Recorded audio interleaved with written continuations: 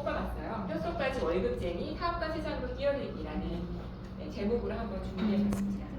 그래서 제가 왜 아메이를 시작했는지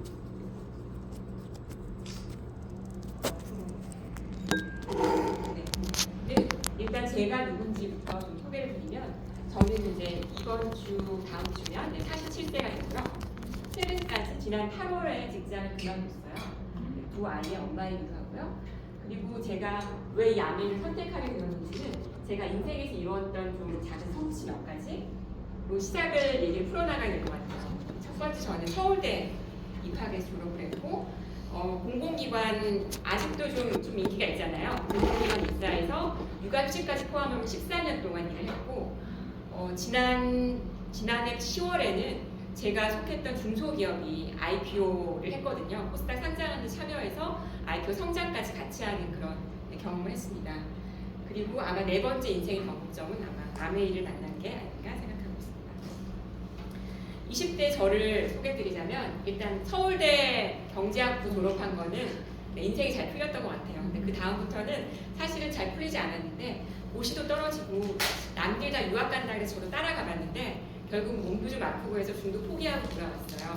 20대 그래서 나이가 20대 후반이 됐는데 저는 남들이 다 이제 대기업이라든지 직장에 들어갔지만 나이가 너무 많아서 직장에 들어가기는 어렵다고 생각을 했고 개인 과외를 하게 됐어요. 그리고 동네 학원에서 강사도 하고 이렇게 지냈는데 나쁘지 않은 삶이었지만 일단 급여가 별로 그러니까 수입이 별로 크진 않았고 수입이 크지는 않았지만 또 그냥 뭐 혼자 지내는데 그렇게 큰 어려움은 없었지만 지금도 기억나는 게 추운 겨울이었는데 제가 몸살감기가 나서 이제 수업을 못한 적이 있었거든요. 그랬더니 수입이 그냥 딱 0원이 되는 거였어요. 그래서 이거 너무 인생이 팍팍하다. 이렇게 살면 안 되겠다 생각을 해서 내가 강사, 과외 선생님을 해야 되는데 뭔가 스타 강사가 되면 수입이 뛰지 않을까? 그럼 인생이 좀 나아지지 않을까 생각을 했고 그러려면 내공을 쌓아야겠다는 생각을 해서 그때 지금도 있을 텐데 윤선생 영어라는 데서 그 대학원을 만들었어요.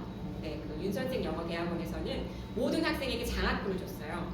저도 거기에 이제 지원을 해서 학교에 입학을 하게 됐습니다. 들어가서 나 영어 내공을 키워야겠다라고 들어갔는데 만난 분이 제도권 영어 교사분들이었어요. 이분들은 내공을 뭐 쌓는다거나 영어 실력을 는다거나 이런 데는 사실 큰 관심이 없으셨고 오히려 그다음에 그 장학금 받는 거에 대해서 그다지 큰 감동이 없으셨고 회사에서 그러니까 정부에서 월급이 나오지 않는다고 투덜거리시더라고요. 네, 다른 나라 뭐 호주라든지 캐나다라든지 이런 데를 연수를 가면 학비도 이제 나라에서 대주고 생활비도 나온대요. 근데 국내에서 이렇게 공부하면 그런 보상이 없다고 되게 투덜거리시는 거예요. 그때 제가 현타를 느꼈어요. 이게 큰 시스템 안에서 월급쟁이를 해야 되는구나 라는 걸 느꼈어요. 월급쟁이. 깨달았어. 너무 좋다. 그래서 백방으로 알아보니까 저한테도 월급쟁이가 될 수 있는 길이 열려 있더라고요. 그때 공공기관 그 열린 채용이라는 것이 막 시작되고 있어서 나이에 상관없이 사람들을 뽑았거든요. 그래서 그때 저는 산업통상자원부 산하의 전략국자관리원이라는 곳에 입사를 하게 되었습니다. 그래서 정말 꿀을 빨았죠. 일단 연차휴가라는 공짜로 나오는 휴가가 15개가 디폴트로 생기는 거예요.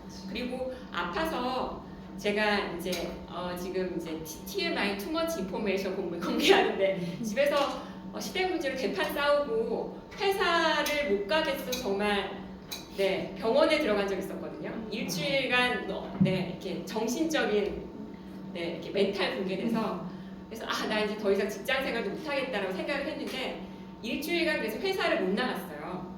근데 회사에서는 그래도 열심히 했는데 계속 직장 생활을 해나갔으면 좋겠다고 유급 병가를 주셨어요. 네, 그러니까 제가 병가를 얻었죠. 난 아이 낳고는 출산휴가 받았고 육아휴직도 했고 육아기 근로시간 단축도 해보고 직장인으로서 누릴 수 있는 거를 다 이제 꿀을 빨았던 거죠. 그래서 40대 그래서 저는 느꼈던 게 제가 자영업자 영역에 있었는데 이때는 내가 일을 딱 쉬면은 더 이상 급여가 끊기는 그런 뭔가 이렇게 아무도 나를 보호해주지 않는 그런 영역에 있다가 딱 직장이 되니까 나를 보호해주는 울타리가 생겨서 너무 좋았던 거예요. 그래서 그게 왜 그렇게 좋았는지를 잘 몰랐는데 아메이 와서 사업 설명을 들으면서 아 내가 이 4사 국면에 쉬프트를 한번 해봤는데 그 차이를 느꼈구나 라는 걸 깨닫게 되었습니다. 근데 저는 이렇게 쉬프트를 하고 나서 네 30대 저는 아 커리어라는 거는 이건 공급 생활이다 라고 생각을 했어요. 그래서 아이를 이제 베이비시터한테 맡겼을 때 베이비시터한테 월급을 줘야 되잖아요. 그래서 제 공급을 생각하면 사실 베이비시터한테 월급 줘가면서 직장생활 하는 거는 합리적이지 않았지만 나의 커리어를 지속할 수 있는 방법은 그거밖에 없다고 생각했기 때문에 저는 아이를 맡기고 직장생활을 했어요. 그리고 연봉이라는 건 제게 주는 성적표라고 생각했기 때문에 좀 높은 성적을 갖고 싶었고 그래서 높은 연봉을 주는 회사로 이직을 하게 되었습니다. 그래서 미국계 바이오 파마 회사 서머피셔 사이언티픽이라는 회사로 이직을 하게 되었는데 공공기관 있다가 이제 사기업, 그것도 미국계 기업에 들어가니까 너무 힘들더라고요. 그래서 아, 이 기업 너무 힘들다. 근데 기회라는 건 되게 넘쳐나는구나. 그래서 나 연봉 1억 찍어봐야겠다. 라는 그런 생각을 하면서 40대에 저는 이제 여러 기업을 좀 전전하게 됐습니다. 네. 그래서 좀 메뚜기를 떴던 것 같고요. 스타트업에도 있어봤고 법무법인에도 잠깐 있었고 그리고 마지막 회사는 그 주식회사 핀텔이라고 IT 기업이었는데 2년 6개월 있었어요. 여기서 이제 코스닥 상장하는 프로젝트가 있었는데 그 프로젝트에 조인을 해서 2년이 조금 안 되는 기간, 2년 정도 기간 동안 준비를 해서 코스닥 상장시키는 데까지 성공을 하게 되었습니다. 그래서 이거는 저한테 이제 상당히 큰 경험이었고 이 경험은 저를 이제 뭔가 보는 시야를 많이 눈을 뜨게 해줬는데 느꼈던 거는 이런 거였어요. 저 같은 경우에는 2년 만에 급여가 15% 정도 인상이 됐는데 이게 뭐 파격적인 인상이라고 할 수 없지만 월급쟁이로서 나쁘지 않은 인상이었거든요. 그리고 주식으로 우리 사주랑 스톡옵션이고 1억 2천만 원 정도를 이제 급여 외에 보상으로 받았어요. 그래서 급여 그것만 생각하면 월급쟁이로서 높은 성적표를 받았기 때문에 이제 기분이 좋아야 되는데 나의 사장님을 보니까 이분은 사업원으로 2016년에 창업을 하셨는데 IPO 상장을 하고 나니까 이분 지분율까지 따지고 시가총액을 따져보니까 300억 원의 자산가가 되어 계시더라고요. 네. 그러니까 내가 급여가 15% 인상되고 1억 2천이 좋아했을 때 사장님은 거의 한 100배 정도 자산이 투자 대비 자산이 늘어나는 그런 효과가 있었던 거죠. 그래서 깨달은 거는 나 비즈니스 오너 사업가가 되면 정말 좋겠다라고 생각을 했어요. 사업가라는 거는 정말 보상이 달고 상한이 없구나. 너무너무 좋다. 근데 나도 사업가가 될 수 있을까? 저는 당연히 없다라고 생각을 했어요. 네. 근데 7년 전부터 저를 찾아오신 분이 있었는데 네. 황경희 여사님이라고 여사님 오셔서 아메이가 예전부터 뭐 사업을 같이 하자고 하는 거예요. 그러면서 사업을 같이 하자고 하면서 방문 판매를 원하시는 거예요. 네, 이게 사실은 말이 안 되잖아요. 네, 그랬는데 이게 아메이가 사업이라고 하시는 거예요. 그래서 그때는 정말 이해가 안 됐는데 사업 설명을 좀 들어보고 이야기를 들어보고 하다 보니까 사업이라고? 사업일 수 있겠네. 근데 사업이라면 시장 규모가 얼마나 되지? 그 다음에 이제 메리트가 얼마나 보상이 어떻게 되지? 게임의 룰은 어떻게 되는지 이런 게 궁금하잖아요. 근데 이 황경희 리더님께서는 아메이는요 1조 2천억 매출 찍는 회사예요 라고 하시는 거예요. 그럼 저는 이제 손익계산서, 그러니까 재무제표를 뜯어봤죠. 재무제표는 홈페이지에 들어가면 그 감사보고서를 볼 수가 있어요. 금감원에서 이렇게 다 친절하게 좀 영향력 있는 기업들의 재무제표를 다 공개해 놓고 있거든요. 들어가서 봤는데 첫 번째 줄을 보고 내가 속았구나. 1조 2천억 한다고 했는데 7,800억밖에 안 하는 거예요. 그래서 첫 번째 보고 역시 사기꾼이었어요. 여사님 이랬는데 두 번째 줄을 딱 보니까 매출액은 7,800이었는데 총 매출액이 1조 2천억이었어요. 세 번째 줄을 보니까 매출 애물이라는 게 4,378억이에요. 그래서 매출 애누리? 이게 그러면 혹시 그 사업자들에게 주는 보상이 아닐까 찾아봤는데 재무제표에 주석이 있거든요. 이게 ABO에게 지급되는 보너스 금액을 매출에서 차감하는 겁니다라고 설명이 되어 있더라고요. 그래서 그렇다면 내가 ABO가 되면 내가 바라보는 시장이 4,300억이겠구나. 근데 또 이제 이게 아메리카 매출 3조를 찍을 거예요. 그러면 4,300이 성장해서 1조 매출이 1조의 시장이구나. 그렇다면 이거는 내가 이 사업 계획서를 가지고 어디 가서 투자를 받을 수 있는 스타트업이라면 내가 1조 매출하는 시장에 사업을 하려고 하는데 투자를 해주세요라고 투자가들한테 투자를 받을 수 있는 정도의 시장 규모거든요. 그래서 이거 시장 규모가 생각보다 크다, 나쁘지 않다라고 생각을 했어요. 그렇다면 게임의 룰은 어떻게 되는가? 라고 이제 이게 궁금하잖아요. 근데 저한테 그 더불어 사는 궁금해졌네. 네. 더불어 사는 자본주의라는 책을 권해주시더라고요. 저 같은 경우에는 경제학을 전공했기 때문에 이제 경제학의 메커니즘이 이거 되게 뭐랄까 좀 심오하다라고 느꼈던 사람이거든요. 각자가 자기 이익을 추구할 때 이 시장 경제에서, 이 자본주의 경제에서는 각자가 자기 이익을 추구하면 사회 전체의 후생이 극대화되는 이런 구조가 되어 있어요. 여기에는 많은 부작용들이 있지만 그래도 자원 배분을 공정하게 해줄 수 있는 최대한 또 효율적으로 해줄 수 있는 이런 메커니즘이었는데 그렇다면 각자가 자기 이익을 추구할 때 사회 후생이 극대화되는 시스템이 이미 가능하다면 남을 도울 때 내가 잘 되는 시스템도 보상 구조를 잘 만들면 충분히 가능할 수 있겠다라는 그런 컨셉이 이해가 되었고 그래서 Helping People Live Better Lives라는 이런 그 Compassionate Capitalism이라는 것은 구조를 잘 짜면 사실 말이 될 수도 있겠구나 라는 생각을 했는데 보상 구조를 설명을 들었어요. 보상 구조 같은 경우는 그룹의 점수를 합하는 거, 함께 다 같이 해야 되고 제일 뒤에 사람부터 우선 지불한다. 마지막에 있는 사람에게 충분히 보상해주고 남는 잔액이 자신의 보너스, 후원자의 보너스가 되는 그런 구조라고 설명을 해주시더라고요. 그래서 보상 구조를 제가 여기서 다시 설명드릴 필요는 없지만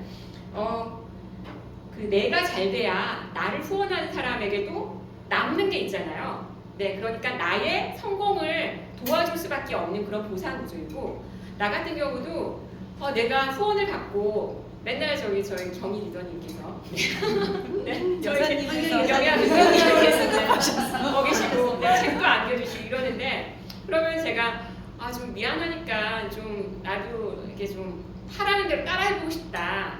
그래서 따라하는 것이 그래서 의리를 지키는 것은 남을 돕는 일일 수 있잖아요. 그래서 하라는 대로 나도 해보고 싶다. 내 하는 게 결국은 나의 사업이 잘 되는 일이고 내게 큰 제일 뒤에 사람부터 우선 내가 먼저 지불받는 그런 구조이잖아요. 그래서 이게 서로 돕는 것이 각자의 이익이 최우선이 그러니까 각자의 이익이 극대화되는 그런 구조를 잘 만들어놨다. 이게 그래서 에디슨 상을 받은 것이 아닐까? 그리고 아마도 다른 후발 이제 네트워크 회사에서도 많이 좀 따라하는 구조가 되지 않았을까? 이런 생각을 하게 됐습니다. 그래서 위에 후원자가 있어도 없어도 나의 보상을 받지만 후원자한테 도움을 받으면 더 나의 비즈니스 볼륨이 커질 수 있는 도움을 받을 수 있기 때문에 나는 후원자를 위해서 또 열심히 뛰는 그의 주자가 되고 싶어하는 이런 구조가 괜찮다고 생각을 했어요. 자, 그래서 일단 아메이는 괜찮은 비즈니스 기회라고 생각을 하게 되었는데 문제는 저였어요. 네. 네. 문제는 저죠. 네. 그래서 알겠어. 기회가 있는 건 알겠는데 과연 내가 잘할 수 있을까? 근데 이게 곰곰이 이제 한 여러 번 사업 설명을 듣고 이런저런 얘기를 들으면서 이거 될 것 같다는 생각이 들었어요. 이건 정말 개인적인 느낌인데 사람마다 다 다르게 느낄 수 있겠지만 일단 저의 개인적인 느낌을 말씀드리자면 저 같은 경우는 소득에 사분면을 뛰어넘는 경험을 한번 해봤는데 그때 저는 나이가 많다? 너무 늦었다라고 생각했는데 너무 이게 좋아 월급제가 좋아 보이니까 해야겠다라고 생각하니 길이 보였던 것 같아요. 그래서 이거는 해야겠다라고 생각하면 길이 보이는구나라고 생각이 들어요. 지금도 저는 어떻게 이 사업이 전개될 수 되는지 사실 잘 모르고 매우 좀 이렇게 두렵지만 이미 결단을 하면 방법이 보이겠지라고 생각이 들었고 또 이게 구체적인 방법론은 아니지만 아메이에서 설명해 주는 것들이 기업가 정신이 없고 뭐 자본이 없어도 성공 시스템, 아메이 성공 시스템이 있습니다. 이건 무자본 창업이고 성공을 복제하는 시스템이기 때문에 당신에게 그런 기업가 정신이 내재되어 있지 않아도 충분히 당신도 복제될 수 있습니다. 성공자를 따라가면 됩니다. 단순히 당신이 마트 바꾸기를 하고 10코어라고 간단한 강령을 따라하면 됩니다라고 말씀해 주는 거예요. 그래서 저는 이게 사실이라면 나 성공할 수 있겠네? 그걸로 성공한 사람들이 있다고 하니까 나 성공하기로 결정해보자 라고 생각을 했어요. 그리고 또 하나의 또 근거는 제가 이제 서울대 진학을 했을 때 그 모든 시작은 담임 선생님께서 그래 너는 서울대 가자 라고 정해줬을 때 그냥 그걸 받아들였을 때 이루어졌던 것 같아요. 그래서 제가 서울대를 수월하게 가진 않았고 결국은 이제 고3도 망치고 재수하고 떨어졌지만 결국은 끝까지 이제 포기하지 않고 이룰 수 있었던 게 의심 없이 받아들였기 때문인 것 같아요. 저는 아마 재수를 하고 성공하지 못했으면 3수, 4수를 했을 것 같아요. 왜냐하면 주변에 보면은 그런 사람들이 또 눈에 보이거든요. 네, 그래서 그냥 받아들이는 것에 문제가 아니었을까? 그 다음에 이번에 코스닥 상장했을 때도 저희 그 상사였던 CFO 부사장님께서 이거를 너무나 강력하게 믿고 계셨는지 아니면 믿는 척을 하셨는지 모르겠지만 그분의 믿음이 전이가 돼서 저도 이건 당연히 이제 상장하는 거다, 시간의 문제다라고 생각을 했고 의심 없이 받아들였으니 집중을 할 수 있었던 것 같아요. 만약에 안 되면 어떠지? 어떻게 이 회사가 안 될 회사인데 이렇게 무리해서 밀고 나가는 것이 들키면 안 될까? 뭐 이런 생각을 할 만한데 그냥 어떻게든 되게 만들어야겠다고 집중을 할 수 있었기 때문에 빠른 시간에 IPO를 했었던 것 같아요. 근데 여기 왔더니 아메 커뮤니티에서는 모두가 다이아몬드가 될 수 있다. 이렇게 얘기를 해주는데 이거를 의심하는 거는 내게 이로울 게 없다. 받아들이자 라고 생각을 하게 되었습니다. 다이아몬드십니다. 그리고 또 이제 제가 이제까지 작은 성공이나마 했을 때는 저 혼자 이루었던 건 없었던 것 같아요. 항상 조력자가 있었고 뭔가 많은 사람들이 도와줘서 고맙다라는 생각이 들었을 때 성공을 했던 것 같은데 이제 담임 선생님과 재수학원 선생님과 부모님과 친구들이 너 이제 할 수 있어 라고 다들 용기를 주셨고 그리고 우리 부모님을 내가 포기하고자 했던 순간에 숟가락을 집어넣으면서 그 대노를 하셨고 그래서 이거 조력자의 도움이 있었을 때 성공했고 또 IPO 했을 때는 상장했을 때는 사장님이 또 그렇게 도와주셨어요. 이게 회사의 운명을 가르는 그런 순간이었기 때문에 사장님이 정말 달달달 볶아가면서 또 주말에도 같이 나와서 일하고 막 밤 늦게까지 같이 회의를 하고 하면서 정말 많이 도와주셨거든요.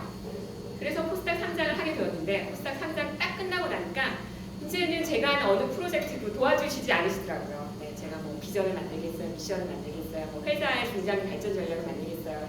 해봐 그러는데 전혀 도와주지 않으세요. 그러니까 이게 안 되겠구나라는 그 느낌이 좀 있었습니다. 근데 여기 이제 아메이 같은 경우에는 일단 스폰서가 있고요, 또 스폰서의 스폰서가 있고요. 또 아직은 이렇게 파트너랄 분이 없지만 이 파트너가 생기겠죠. 팀이 있고 또 본사가 있고 글로벌 본사가 있고 그래서 이제 아메이의 성공, 아메이에서의 나의 성공을 바라고 또 도와주는 이러한 많은 서포트가 있는데 이거 되겠다라는 생각이 들었습니다. 그래서 저는 이제 되겠다. 그러면 이제 사업 시작하게 해야 되잖아요. 드림 빌딩을 해보라고 하시는데 한 번도 꿈에 대해서 생각을 내가 닿을 수 없는 거에 대한 걸 생각을 해본 적이 없어서 월 1,000만 원에 상속되는 종신 인쇄 수입이 생긴다면 내가 뭘 할까. 정신에 아주 근데 잘 떠오르지 않는데 짜내고 몇 가지 생각을 해봤습니다. 근데 품은 사실 너무 사소한 품이라서 저의 드림은 이제 계속 빌딩돼서 올라갈 건데요.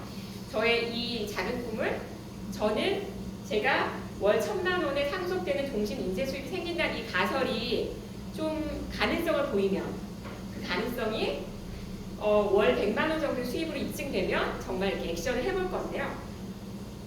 다른 건 아니고 저희 아들하고 중학교 지금 3학년 아들하고 둘이서 크리스마스 파리 여행을 한번 가보고 싶어요. 네.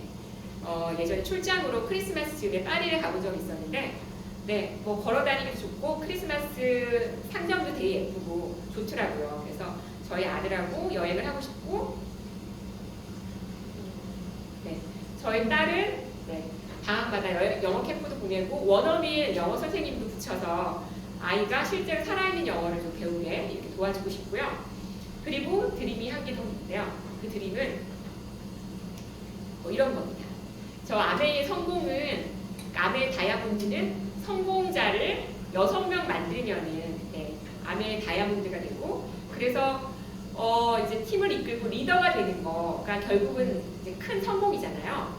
그래서 우리도 서로를 부를 때 리더라고. 네, 저도 이제 김소연 리더 이렇게 리더님 이렇게 불릴 때만 되게 이제 너무 어색한데요. 이렇게 리더라고 부르잖아요. 제가 100명이 어느 규모인지 잘 모르겠지만 그냥 막연하게 제가 나갔던 회사가 이제 56명, 60명 정도 회사였기 때문에 내가 그보다 큰 100명 정도의 팀을 이끄는 팀의 리더가 된다면 네, 저는 사장님을 찾아가서 이렇게 당신은 아직도 뭐 고정 수준인가요? 저는 팀이 100명이네요. 이때 사장님 물어보시겠죠. 너 이렇게 뭔가 리더십 없어 보였는데 뭐 사람이랑 관계 잘 못하고 너 어떻게 했니? 저 원래 리더십이 내재되어 있고요. 그때는 당신 회사라서 제 걸 하니까는 리더십이 나오네요. 네, 이것을 속으로 품어보았습니다.